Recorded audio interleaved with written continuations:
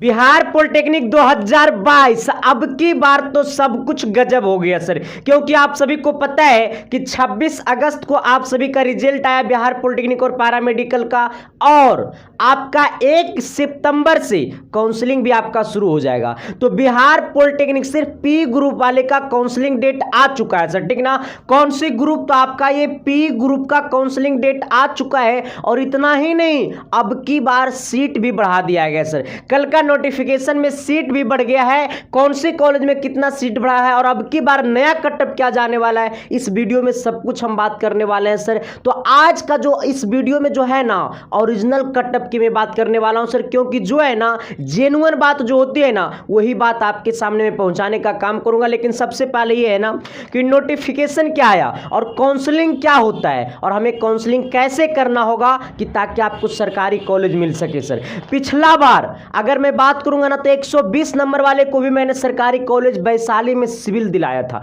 Sorry, मैंने दिलाया था, इसका मतलब ये नहीं कि मेरा पिताजी का कॉलेज है, ये मैं नहीं कहना चाहता हूं सर। अगर आपकी काउंसलिंग की प्रक्रिया अगर आपकी सही होती है मतलब कहने का मतलब कि आपके रैंक के अनुसार से अगर आप कॉलेज को चॉइस करते हैं तो आपको अच्छी कॉलेज और अच्छी ब्रांच मिलने का 100% गारंटी है। चलिए मैं इसके ऊपर भी बातें करूंगा, लेकिन सबसे पहले नोटिफिकेशन के ऊपर बातें करता हूं। नोटिफिकेशन आपका क्या आया है? ये नोटिफिकेशन जो है आपको ये पीडीएफ जो है वो मैंने टेलीग्राम पे भी डाल दिया है, और एक छोटा सा पीडीएफ है, तो आप वेबसाइट से भी आप लोग डाउनलोड कर सकते हैं, लेकिन मैंने आपके सामने यहाँ पे लगा दिया हूं। पीडीएफ में साफ शब्दों में लिखा हुआ है कि डिप्लोमा सर्टिफिकेट प्रवेश प्रतियोगिता परीक्षा 2022 सरकारी या निजी क्षेत्र पॉलिटेक्निक अभियंत्र पी कॉलेज। देखो मतलब ये बोला गया है ना कि सरकारी हो या प्राइवेट कॉलेज हो, मतलब निजी मतलब किसी खास व्यक्ति का कॉलेज, ठीक ना। तो सरकारी हो या निजी किसी खास व्यक्ति का प्राइवेट कॉलेज हो, वो दोनों में पॉलिटेक्निक पी ग्रुप वाले के लिए फिर लिखा प्रवेश हेतु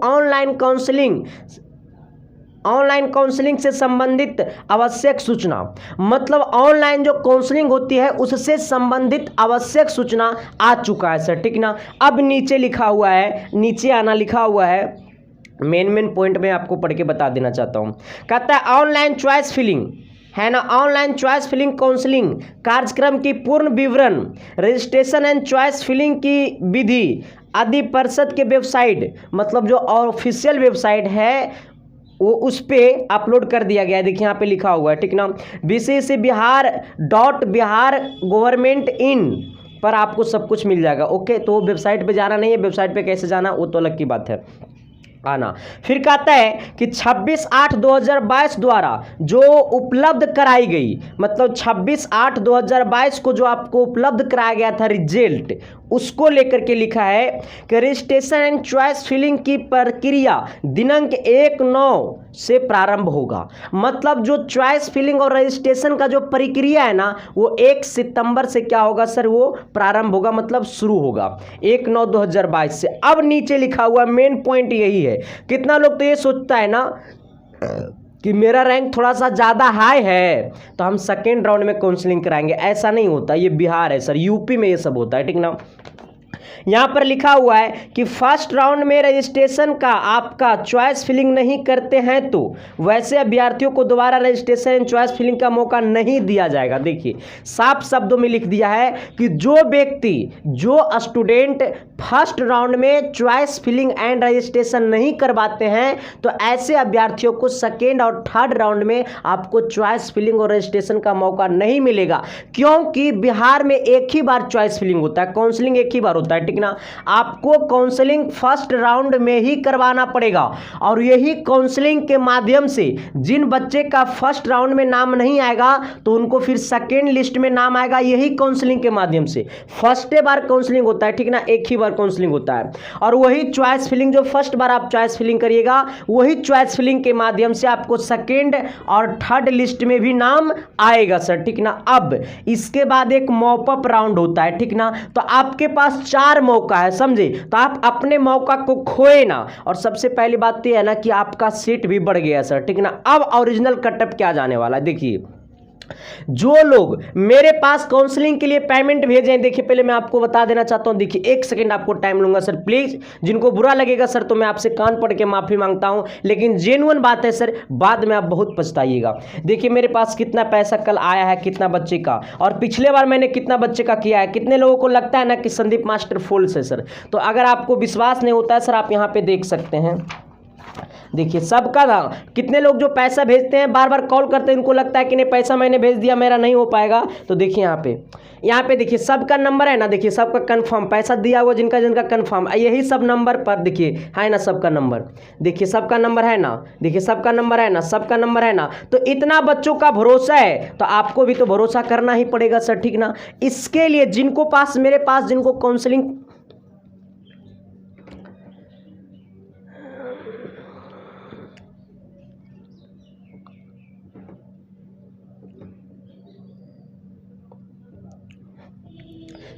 जिनको मेरे पास काउंसलिंग कराना है तो उनकी प्रक्रिया मैं आपको बता दूंगा, ठीक ना। लेकिन सबसे पहले देख लो कि मेरे पास काउंसलिंग तभी कराना जब आपके इतना रैंक के अंदर है, क्योंकि मेरे पास काउंसलिंग का चार्ज 300 रुपया होता है। अब देखना, थोड़ी सी गौर कर लेना सर, जिनका भी रैंक अगर 40,000 है, देख लो पहले, जिनका भी रैंक 30 से 40,000 के बीच है, पहले सुन लो इस बात को, एकदम जेन्युइन बात है सर, परफेक्ट बात है, एकदम कोई फेक बात नहीं है सर, ये गारंटी वाला है, प्रूफ के साथ आपको मैं दिखाऊंगा, ठीक ना। जिनका 30 से 40,000 रैंक के बीच है, चाहे वो पॉलिटेक्निक हो चाहे पैरामेडिकल हो, ठीक ना सर, वो आपको बढ़िया ब्रांच तो नहीं मिल पाएगा सर, लेकिन अगर आप अच्छे से काउंसलिंग करते हैं तो थर्ड या मॉपअप राउंड में, थर्ड राउंड में या मॉपअप राउंड में आपको अच्छा से कॉलेज मिल जाएगा सर, ठीक ना। हाँ मिल जाएगा कॉलेज आपको, मॉपअप राउंड में भी अच्छा मौका मिल जाएगा, लेकिन उम्मीद रखिएगा कि आपको थर्ड लिस्ट में कॉलेज मिल जाए, ठीक ना। तो एकदम 80% नहीं रखिएगा, लेकिन आप 70% रखिए उम्मीद।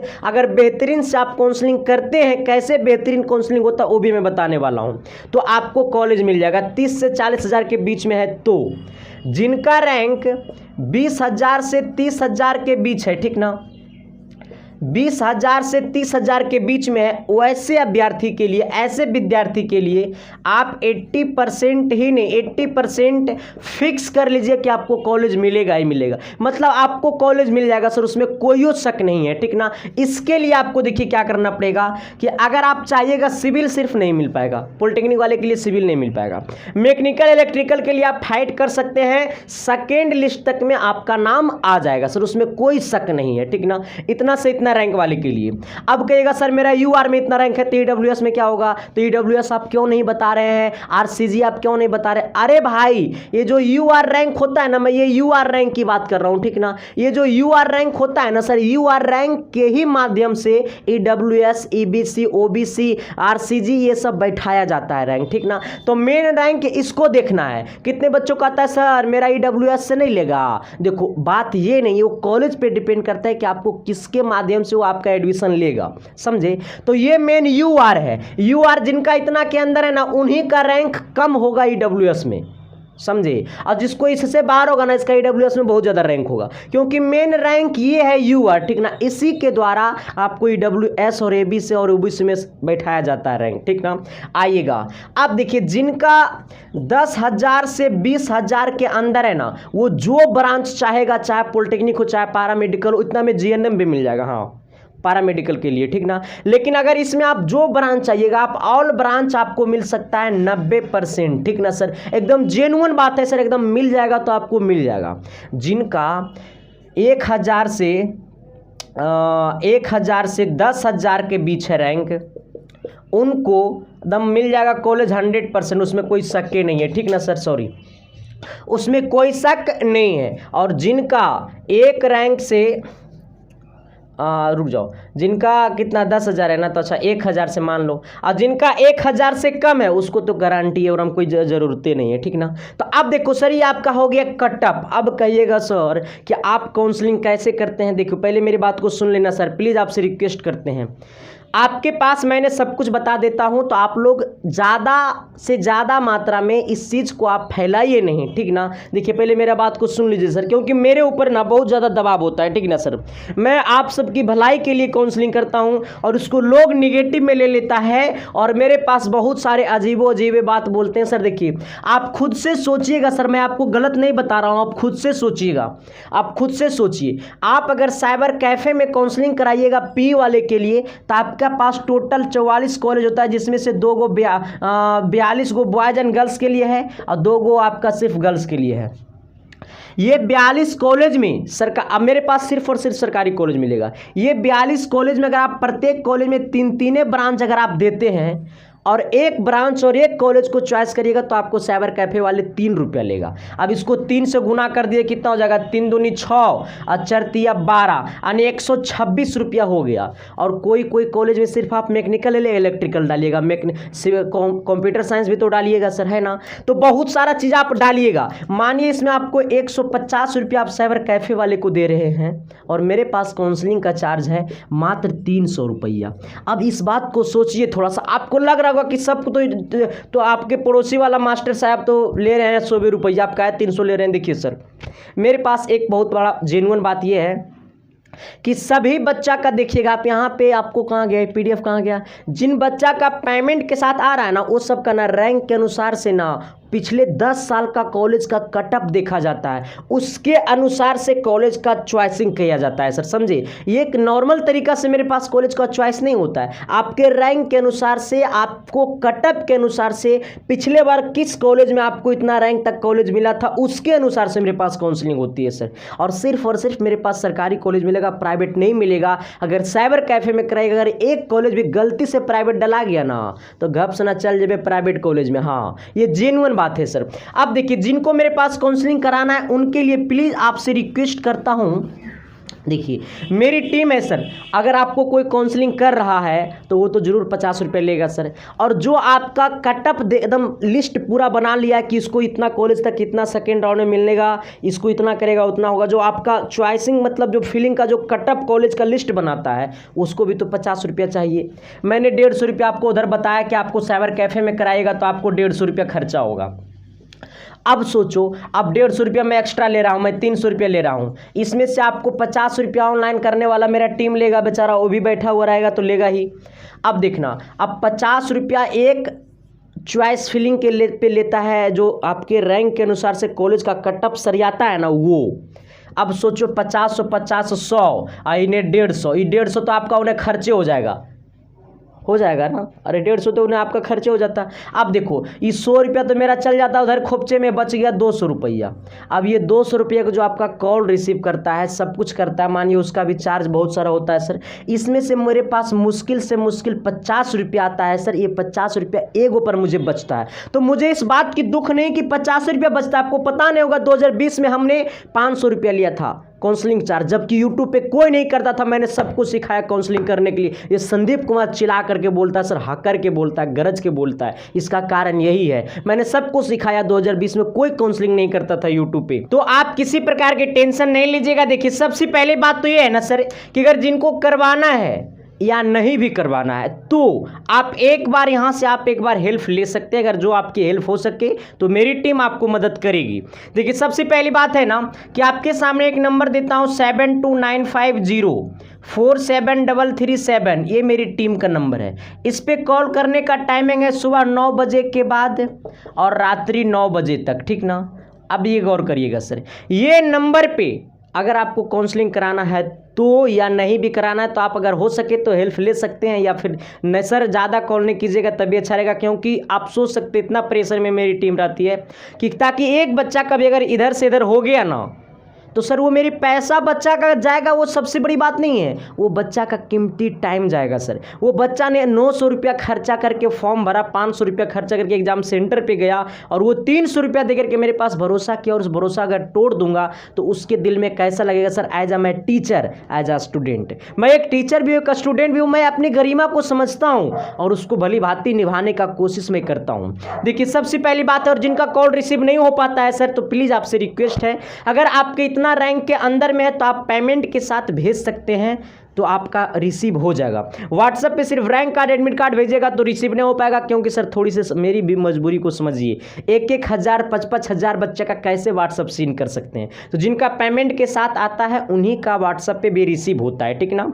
आना आप देखिए, तो इस नंबर पे आप एडमिट कार्ड भेजिएगा, ठीक ना। अगर काउंसलिंग कराना है तो एडमिट कार्ड, और ये आपको जो रैंक निकला है वो रैंक कार्ड, और यही नंबर पे आप ये नंबर पे या फिर ये 9060 है 944103। अब ये पहले मेरे बात सुन लीजिएगा, आप यही नंबर पे ऑनलाइन पेमेंट भी कर सकते हैं, ठीक ना। यही नंबर पे पेमेंट करना होगा, पे फोन, गूगल पे, पेटीएम सब कुछ चलता है, ठीक ना। तो एडमिट कार्ड, रैंक कार्ड और साथ में जो पेमेंट कीजिएगा ये नंबर पे, इसका स्क्रीनशॉट ये तीनों साथ में यही व्हाट्सएप नंबर पे भेज दीजिएगा, और एक बार मेरे तरफ से आपको ओके व्हाट्सएप पे हो जाएगा, तब आप निश्चित हो जाइएगा, ठीक ना। अगर आप इतना चीज़ व्हाट्सएप पे भेजते हैं और मेरे तरफ से अगर ओके लिखा गया व्हाट्सएप पे, तो आप निश्चित हो जाइए।